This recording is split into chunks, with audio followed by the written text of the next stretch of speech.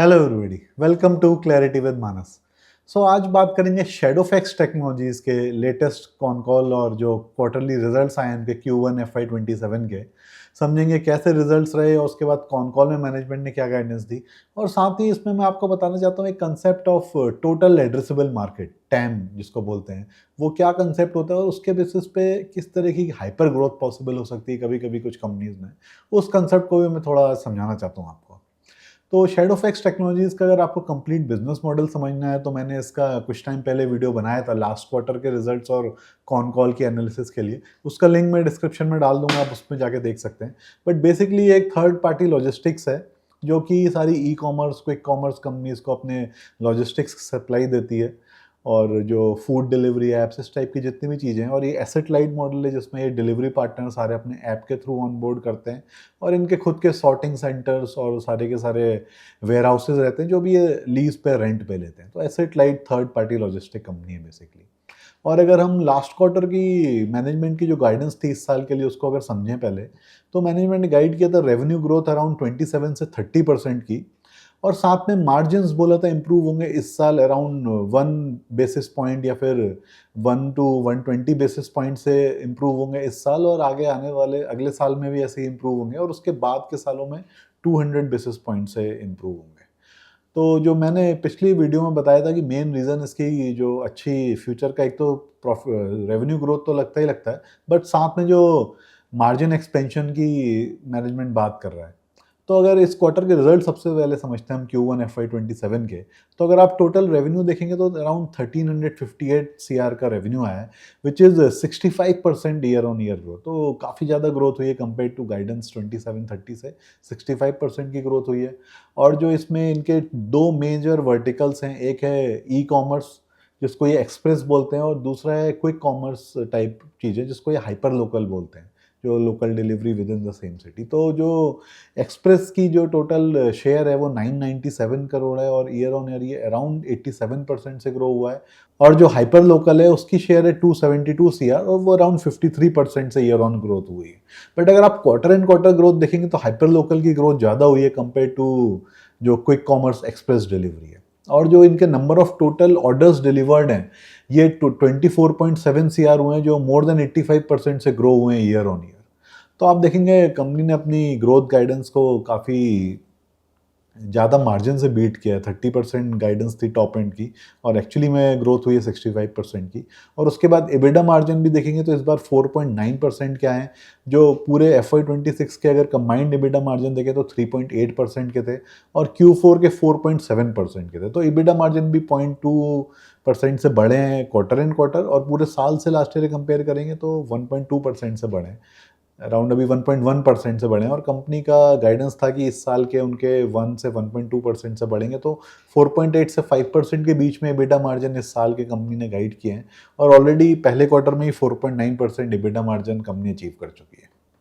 उसके अलावा एक और भी गाइडेंस थी कंपनी की, नंबर ऑफ पिन कोड जहाँ पे डिलीवर कर सकते हैं। तो इनका टारगेट था कि इस साल के एंड तक ये टोटल 17,000 पिन कोड्स तक पहुँच जाएंगे इंडिया के, और लास्ट ईयर Q4 तक 15,000 समथिंग 600-700 तक गए थे। और इस साल ऑलरेडी ये लोग 16,370 पिन कोड्स तक पहुंच चुके हैं। तो वो भी पिन कोड की गाइडेंस भी आई थिंक इन्होंने ओवर अचीव ही करी है, कि पहले क्वार्टर में ही इन्होंने 16,300 तक पहुंच गए। तो 17,000 टोटल पिन कोड्स पूरे ईयर में कवर करना would be I think very easy for them. तो इसके बाद सीधे कॉन कॉल में चलते हैं, क्योंकि कंपनी ने अपने प्रेजेंटेशन में कुछ और भी चीज़ें शेयर करी हैं। बट कॉन कॉल में जो मैनेजमेंट की कमेंट्री थी शुरुआत की, उसी में उन्होंने सारे मेजर जो हाइलाइट्स कवर कर लिए हैं। और ये मैनेजमेंट की कमेंट्री आपको समझना बहुत ज़रूरी है। मैंने लास्ट वीडियो में भी बोला था कि इनके जो MD हैं वो माहौल काफ़ी अच्छे से बनाते हैं कॉन कॉल की शुरुआत में, और जो उनकी कमेंट्री रहती है वो काफ़ी इंटरेस्टिंग लगती है। और ऑब्वियसली उनकी खुद की कंपनी है तो अपनी तारीफ तो करेंगे, कंपनी के बारे में अच्छी अच्छी बातें कहते हैं।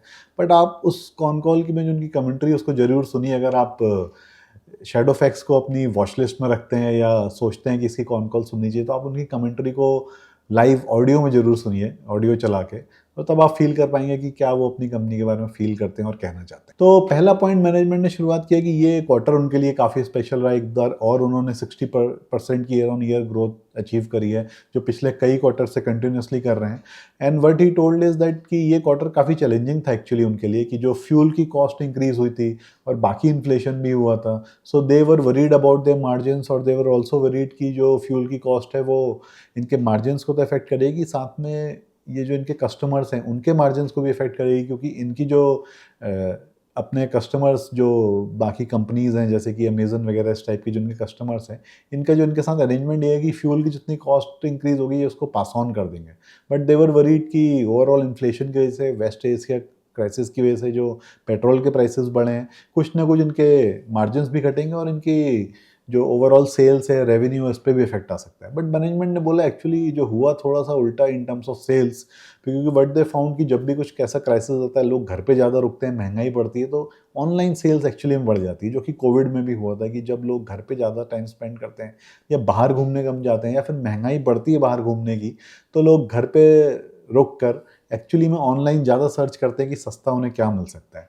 तो रेवेन्यू ग्रोथ काफ़ी अच्छे से इनकी ड्राइव हुई है इस बार, और margins that they said they were able to control by cost initiatives inside the company.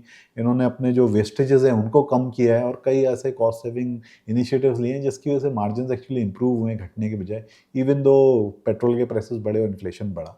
And the most important thing what he said in the opening remarks, इसकी जो मैनेजमेंट इस साल की गाइडेंस है उसको इंक्रीज कर रही है। तो जो 27 से 30% की इनकी रेवेन्यू ग्रोथ गाइडेंस थी, उसको बढ़ा के ये 38 to 40% की गाइडेंस दे रहे हैं, जो मुझे लगता है अभी भी थोड़ा कंजर्वेटिव है, क्योंकि ऑलरेडी 65% इस क्वार्टर में ही ग्रोथ हो चुकी है और फेस्टिव सीजन तो अभी आना भी है। और जो मार्जिन्स के बारे में मैनेजमेंट ने ये बोला कि मार्जिन गाइडेंस अभी हम इंक्रीज नहीं करेंगे, मार्जिन की सेम गाइडेंस रखेंगे, because we want to use, if any extra margin आया तो we want to use that profit to keep growing instead of focusing on too much margin expansion at this point of time. तो ये उनके opening remarks थे। उसके बाद उन्होंने कुछ 3-4 चीज़ें बताई अपने पूरे बिजनेस के बारे में। पहले एक्सप्रेस जो इनका ई कॉमर्स है, फिर क्विक कॉमर्स और फिर बाकी चीज़ों के बारे में। अच्छा, और उन्होंने साथ में ये भी बोला कि जो 40% की ग्रोथ है इसमें, जो हाइपर लोकल है जो कि क्विक कॉमर्स है, उसकी ग्रोथ अराउंड 50% तक हो सकती है। वो एक मेजर पोर्शन रहेगा इनके इस बार की ग्रोथ के पीछे। के बाद जो एक्सप्रेस बोलते हैं जिसको, ये नॉर्मल ई कॉमर्स, उसको लेके उन्होंने 1-2 पॉइंट्स बोले कि कंसोलिडेशन हो रहा है इंडस्ट्री में फिर से, जो उन्होंने लास्ट टाइम भी बोला था। जो मेन 2-3 प्लेयर्स हैं उसमें एक शैडोफैक्स है और डिलीवरी है, उसी में सारा बिजनेस कंसंट्रेट होता जा रहा है। दूसरा वर्टी साइड की जो इसमें स्मॉल टिकट साइज ऑर्डर्स बढ़ रहे हैं, 250 रुपीज़ या उसके आसपास के, तो इस टाइप के स्मॉल टिकट साइज में जो कंपनीज होती हैं ये लॉजिस्टिक्स को आउटसोर्स ज़्यादा करती हैं। अमेजन टाइप की इन हाउस लॉजिस्टिक्स की जगह स्मॉल टिकट साइज में आउटसोर्स लॉजिस्टिक्स लेते हैं, वो उनको शायद थोड़ा सस्ता पड़ता है। उसके अलावा ही side about his direct D2C business, जो इनकी प्राइम सेम डे डिलीवरी और D2C डिलीवरी, बेसिकली ये लोग जो बड़े बड़े कस्टमर्स हैं उनको देने के बजाय स्मॉल SMEs और जो स्मॉल सेलर हैं, जो इंस्टाग्राम पे कोई एक स्मॉल इंडिविजुअल सेलर भी हो सकता है, उनको भी इन्होंने सर्विसेज देनी शुरू करी हैं और वो काफ़ी तेज़ी से ग्रो हो रही हैं वर्ल्ड साइड। ये मैंने पिछले भी वीडियो में आपको बताया था कि ये इनका one of the major driving factors है।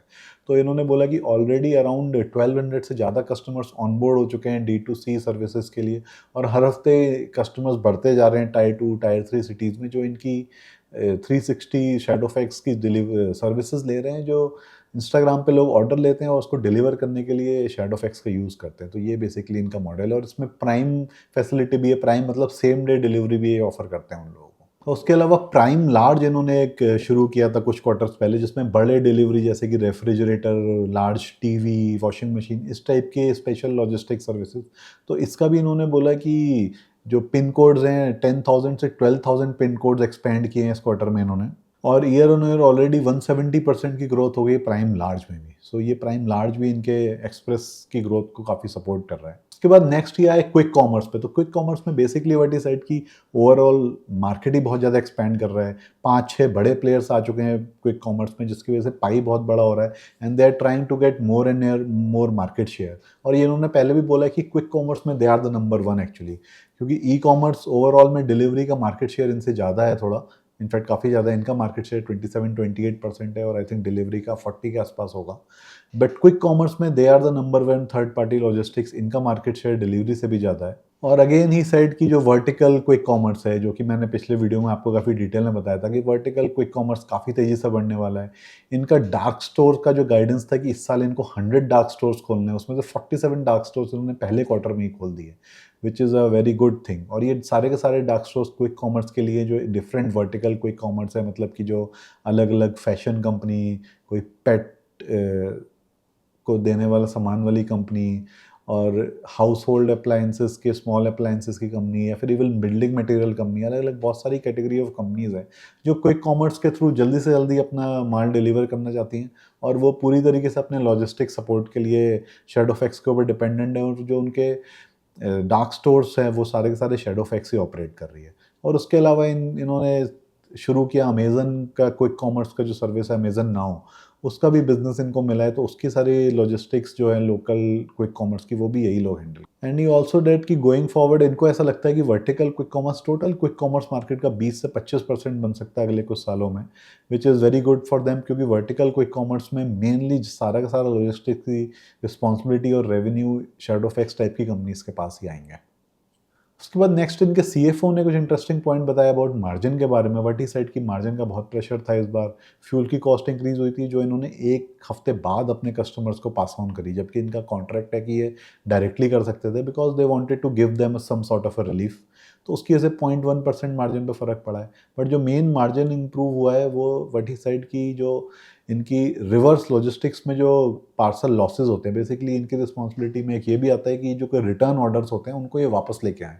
तो रिटर्न ऑर्डर जो लॉस्ट हो जाते हैं बिकॉज ऑफ रॉन्ग पिकअप या मेल फंक्शन या फिर गलती हो जाती है पिकअप में, उसमें इनका एक साल पहले तक Q1 FY26 तक 7.1% ऑफ टोटल रेवेन्यू लॉस हो जाता था, जो रिड्यूस करके लास्ट क्वार्टर में अराउंड 6.1% हो गया है, और इस क्वार्टर में वो अराउंड 5.5% हो गया। तो व्हाट दे सेड कि इन्होंने एक नया एआई का ऐप लॉन्च किया है, जो पिकअप करने के लिए पर्सन आता है वो उस ऐप से जो पिकअप आइटम होता है उसकी फ़ोटो खींचता है, और एआई उसको खुद मैच कर लेता है कि जो एक्चुअली में आइटम की ओरिजिनल फ़ोटो होती है, जो उसकी कैटलॉग फ़ोटो होती है, तो उस कैटलॉग फ़ोटो से एक्चुअल आइटम को वो मैच करके बता देता है कि ये सही आइटम है कि नहीं है। क्योंकि कई बार सिमिलर से दिखने वाला आइटम थोड़ा बहुत प्रिंटिंग में पैटर्न चेंज हो या थोड़ा पुराना हो गया हो कोई चीज़, तो पिकअप वाले डिलीवरी बॉय को पता नहीं चलता। बट ये एआई ऐप के through they are able to check immediately, और वो ऐप उसको बता देता है कि ये जो आइटम है वो कैटलॉग से मैच कर रहा है कि नहीं कर रहा, और वहीं पर वो बोल सकता है रिटर्न देने वाले बंदे से कि भाई you have given a incorrect item या तुम कुछ गलत चीज़ दे रहे हो। तो इसकी वजह से इनकी जो 6.1% ऑफ रेवेन्यू से इस क्वार्टर में 5.5% ऑफ रेवेन्यू हो गया है, एंड दे आर सेइंग कि आगे जाके इसको ये और रिड्यूस करेंगे। उनका टारगेट है कि इसको 4% तक ये लोग लेके आ सकते हैं। तो ये एक मेजर पोर्शन था। उसके अलावा इस साइड की जो अदर एक्सपेंसेस हैं, इन्फ्लेशन की वजह से इनकी लोकल स्टेशनरी ऑफिस की ट्रैवल कॉस्ट, हर कॉस्ट इंक्रीज हुई है, बट इन्होंने बहुत सारे कॉस्ट सेविंग इनिशिएटिव्स किए जिसकी वजह से ये मार्जिन को अचीव कर पाए, and they were sounding very happy and content about it कि इस क्वार्टर में एक्चुअली मार्जिन पे बहुत प्रेशर था, और स्टिल ये लोग 0.2% से अपना मार्जिन इंप्रूव कर पाए। और ये बात एक्चुअली में आप देखेंगे तो काफ़ी अच्छी है, बिकॉज अगर आप इसी चीज़ को कंपेयर करेंगे, रिसेंटली अभी डिलीवरी के भी रिजल्ट आए हैं, और डिलीवरी का इस क्वार्टर में एबिटा मार्जिन इनफैक्ट काफ़ी कम हो गया पिछले क्वार्टर से, और उनका काफ़ी ज़्यादा इम्पैक्ट रहा फ्यूल का। और ऑब्वियसली वो लोग क्योंकि ट्रक्स भी चलाते हैं और उनके पार्ट लोड ट्रक्स चलते हैं, तो फ्यूल का इनफैक्ट इम्पैक्ट उनके ऊपर ज़्यादा है, बट उनके मार्जिन बहुत ज़्यादा गिरे हैं कंपेयर टू लास्ट क्वार्टर।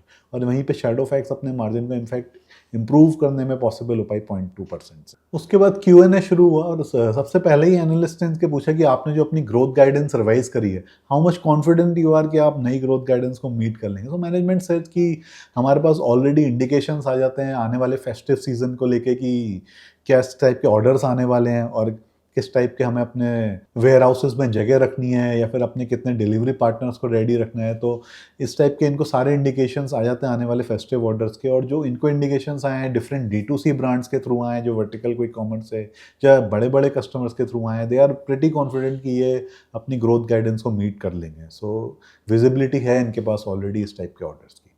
और सेकेंडली एक और क्वेश्चन जो पूछा, जो आप देखेंगे इनके पूरे रिजल्ट में, व्हाट द एनालिस्ट आस्क की सब कुछ प्रीपोन हो रहा है, ग्रोथ ज़्यादा जल्दी हो गई, डार्क स्टोर्स जल्दी खुल गए, जो इनका इवन केपेक्स का जो इन्वेस्टमेंट है वो भी एक मेजर पोर्शन इनका Q1 में ही होगा। जो इस साल का इनको टोटल केपेक्स करना था उसमें से 60-70% केपेक्स इनका Q1 में ही हो गया। और ये केपेक्स मेनली है सॉर्टिंग सेंटर्स में सॉर्टिंग मशीन्स को ऐड करना, या इस टाइप की टेक्नोलॉजी टाइप की चीज़ें जो ये अपने डिफरेंट वेयर हाउसेज में जो ऑटोमेटिक सॉर्टिंग मशीन्स और इस टाइप की चीज़ें ऐड करते हैं, इसी टाइप का सारा कैपेक्स है। तो सब कुछ एडवांस में हो गया, पिन कोड्स भी इन्होंने जल्दी अचीव कर लिए हैं, प्राइम लार्ज के पिन कोड्स भी जल्दी अचीव कर लिए हैं।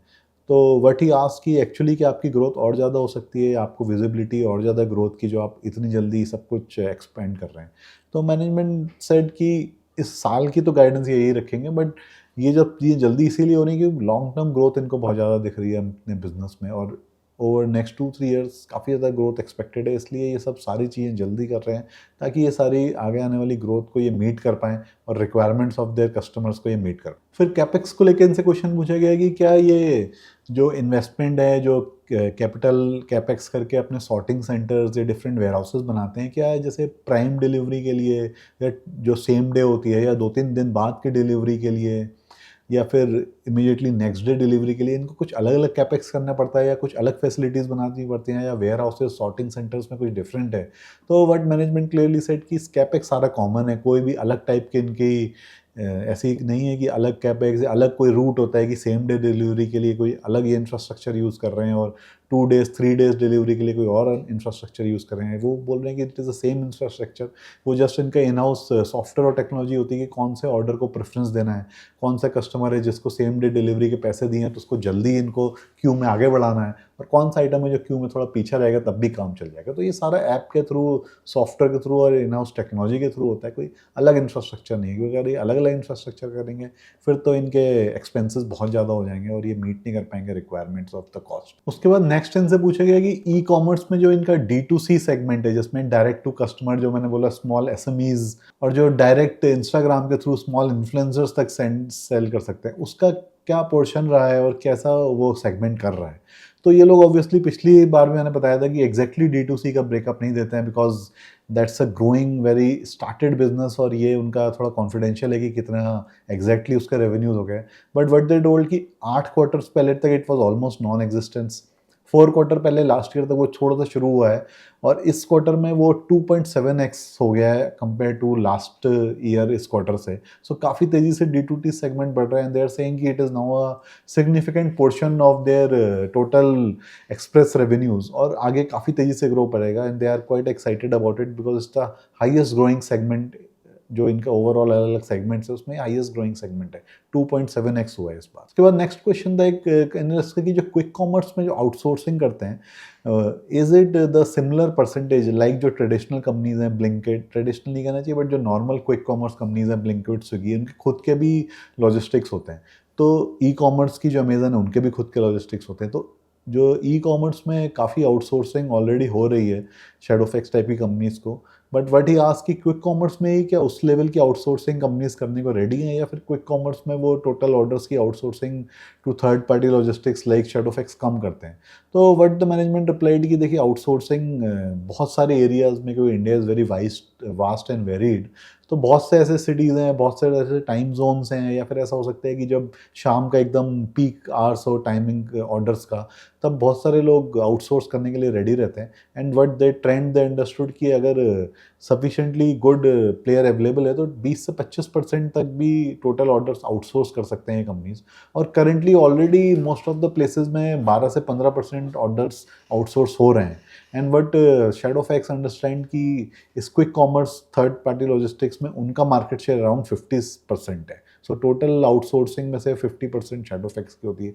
जो मैंने पहले भी बोला था कि ई कॉमर्स की आउटसोर्सिंग में इनका मार्केट शेयर कम है थोड़ा डिलीवरी से, बट क्विक कॉमर्स में दे आर नंबर 1, और खुद मैनेजमेंट ने बोला कि 50% मार्केट शेयर उनके पास है। उसके बाद मार्जिन्स के ऊपर एनालिस्ट ने पूछा कि देवर गाइडिंग की लास्ट ईयर के टोटल मार्जिन्स के कंपैरिजन में 1 to 1.2% एक्स्ट्रा मार्जिन होगा इस बार, and they have already achieve more than 1% in this quarter. क्या और मार्जिन एक्सपेंशन एक्सपेक्ट कर सकते हैं आगे आने वाले क्वार्टर्स में, और क्या मार्जिन की गाइडेंस भी ये लोग रिवाइज करना चाहते हैं? तो मैं आस्क अगेन एनालिस्ट। तो इसमें इनका आंसर बड़ा इंटरेस्टिंग था अगर आप समझें।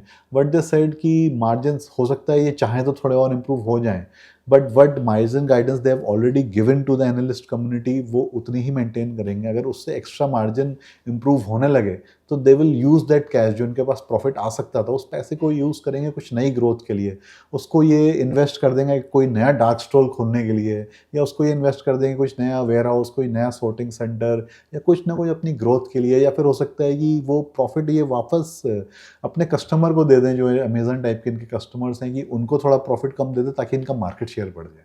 तो ये आप देखेंगे कि जो थिंकिंग है ना मैनेजमेंट की इस वक्त, वो एकदम हाइपर ग्रोथ को लेके जाता है। मतलब ऐसा नहीं है कि विदाउट प्रॉफिटेबल ग्रोथ है, ग्रोथ अभी भी प्रॉफिटेबल है, बट वो ग्रोथ को ज़्यादा प्रेफरेंस दे रहे हैं प्रॉफिट मार्जिन को बढ़ाने के बजाय। तो ये देखिए, मैं ये आपसे बोलूँगा कि अगर आप ग्रोथ इन्वेस्टिंग कर रहे हैं तो ये एक्चुअली में बेटर साइन है, बिकॉज यही वही थिंकिंग है जो कुछ टाइम पहले तक जोमेटो ब्लिंकिट की सोच की थी, कि मार्जिन एक लेवल तक उन्होंने भी मेंटेन किए। जैसे ही उनके मार्जिन इंप्रूव है, अगर आप जोमेटो और ब्लिंकिट की स्टोरी को भी समझते हैं, 2-3-4 क्वार्टर पहले उनके मार्जिन इंप्रूव होना शुरू हो गए, उन्होंने उसके बाद ग्रोथ गाइडेंस और बढ़ा दिया, क्योंकि व्हाट दे अंडरस्टैंड कि अभी बहुत तेज़ी से क्विक कॉमर्स, ई कॉमर्स, ये सब पूरे इंडिया में बढ़ रहा है, और जीतेगा वही जो सबसे ज़्यादा मार्केट शेयर कर ले। अगर अभी आप अपने प्रॉफिट मार्जिन बढ़ाने लगे और एक्सपेंशन आपने अपना रोक दिया, तो हो सकता है आप रेस में पीछे रह जाएं, कोई आपको कंपटीटर आपसे ज़्यादा तेज़ी से ग्रो कर जाए। तो अगर आपके पास पैसा है अभी, तो आप अपने प्रॉफिट या मार्जिन बढ़ाने के बजाय ग्रोथ और एक्सपैंड करने के ऊपर ज़्यादा ध्यान देंगे, क्योंकि बहुत तेज़ी से ये पूरा सेक्टर ग्रो कर रहा है और इंडिया में, हर एक कोने ऑफ इंडिया में और अलग अलग टाइप के आइटम्स में, और ग्रोथ के ऊपर कोई भी इस वक्त कॉम्प्रोमाइज़ नहीं करना चाहता अगर ठीक ठाक मार्जिन उसको मिल रहे हैं। तो यही मैनेजमेंट ने बोला कि एक पर्टिकुलर मार्जिन से ज़्यादा वो नहीं बढ़ाना चाहते अपने मार्जिन, उसकी जगह वो ग्रोथ को ज़्यादा प्रेफरेंस दें। उसके बाद एक एनालिस्ट का और इंटरेस्टिंग क्वेश्चन था कि ये जो क्विक कॉमर्स इतना तेज़ी से एक्सपैंड हो रहा है, और जो डार्क स्टोर से ये वर्टिकल क्विक कॉमर्स कर रहे हैं, क्या ये इनके जो नॉर्मल ई कॉमर्स है, एक्सप्रेस डिलीवरी, इसकी जो सेम डे डिलीवरी या 24 आवर डे डिलीवरी होती है, जो ये प्राइम डिलीवरी बोलते हैं, क्या ये दोनों आपस में कैनिबलाइज नहीं करेंगे? कि सेम डे डिलीवरी और जो डार्क स्टोर की कोई कॉमर्स डिलीवरी है, उसमें बहुत ज़्यादा फ़र्क नहीं है। कोई चीज़ आधे घंटे में आए या 5-6-7 घंटे में आप तक शाम तक आ जाए। अगर ये ग्रॉसरी आइटम नहीं है, नॉर्मल आइटम है, फैशन के या फिर मोबाइल फ़ोन है, तो दोनों चीज़ें एक दूसरे पर कैनिबलाइज कर सकती हैं, एक दूसरे का मार्केट शेयर खा सकती है। तो बट मैनेजमेंट टोल्ड कि देखिए, जो same day delivery normal e commerce में, उसमें बहुत बड़ा एक्सपेंशन है, वाइड एसकेयूज़ है, मतलब डिफरेंट आइटम्स हो सकते हैं, ऑलमोस्ट 1 मिलियन डिफरेंट आइटम्स हो सकते हैं जिसमें कस्टमर ऑर्डर कर सकता है। बट जो क्विक कॉमर्स है, उसमें 10,000 20,000 ऐसे ही डिफरेंट कैटेगरी के ऑर्डर्स हो सकते हैं। क्विक कॉमर्स में आपके पास उतनी सारी चीज़ें नहीं मिल सकती जो नॉर्मल अमेजन ई कॉमर्स में। तो जो मैनेजमेंट ने बोला कि इन दोनों के जो कस्टमर की रिक्वायरमेंट है वो थोड़ी अलग है। अल्टीमेट फाइनल कस्टमर सेम होगा, बट वो किस टाइप की चीज़ें या किस टाइप के आइटम्स ऑर्डर कर रहा है वो काफ़ी डिफरेंट होंगी, और उसकी टाइमिंग रिक्वायरमेंट डिफरेंट होगी, तो बट द सेट की कैनिबलाइज नहीं होना चाहिए। उसके बाद जो डार्क स्टोर्स इनके ऑलरेडी ऑपरेशनल हो गए हैं, उसके ऊपर लास्ट एक क्वेश्चन पूछा किसी ने कि डार्क स्टोर की क्या यूनिट इकोनॉमिक्स है, या क्या इनके स्टोर लेवल पे एबिडा वगैरह हो गया है।